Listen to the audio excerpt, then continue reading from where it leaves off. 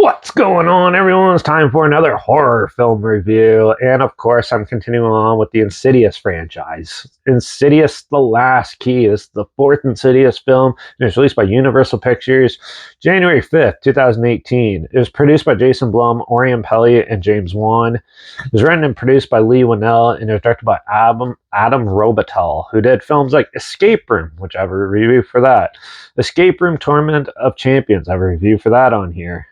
The Taking of Deborah Logan, one of the best found footage mockumentary horror films out there. I have a review for that on here.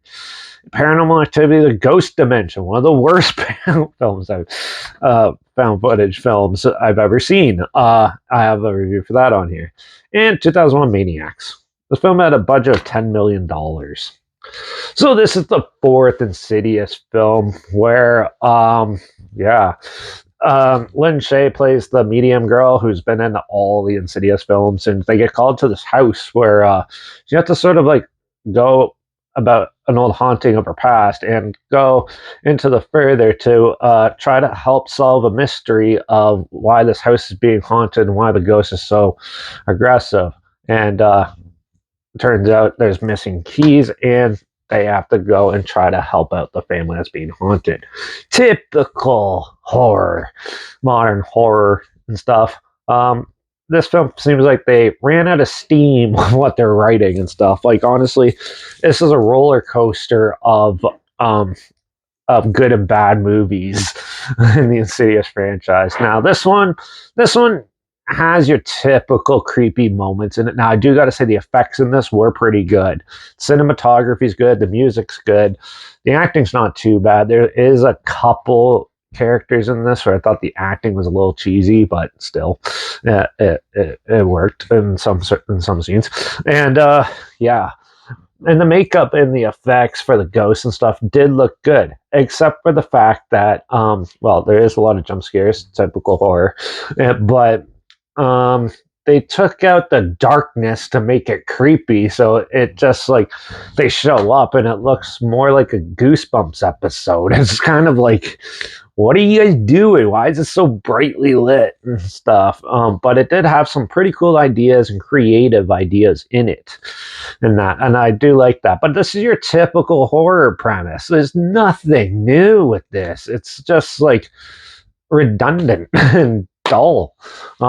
It's highly predictable. It ends pretty abruptly, and it kind of just fizzles out. This is a film that it didn't need to be.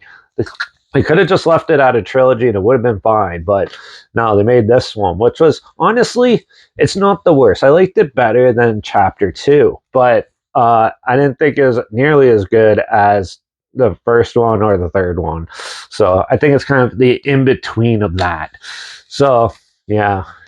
Insidious The Ghost Key was just an all-right horror film. It's predictable by the numbers, and at least you can sit through it, and I've seen way worse movies than this, so I'm gonna give Insidious The Last Key probably a 2.5 out of 5. It was all right, but still, it could have been way better. And if they just made it darker, maybe add a little more creepy tones into the scary parts, and maybe actually try to make it scary.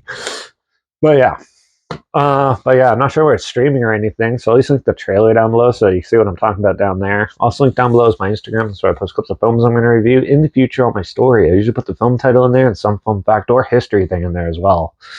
Also, my Letterbox down below, Derek P. Reviews. That's where I post my first star rating after watching the films. And my Twitter's down below at reviews_Derek. So follow me on those platforms. Stay in loop with this channel. Like this video. Share some more people aware of it. Comment your opinions of the film down below if you have any. If you have any films or film franchises in any genre and on any streaming service that you want to hear my opinions on in the future, comment those down below too. I'll try my best to get to them as soon as I can, and if I can find them. Also, let me know what your favorite Insidious movie is, and if I should do Insidious The Red Door next.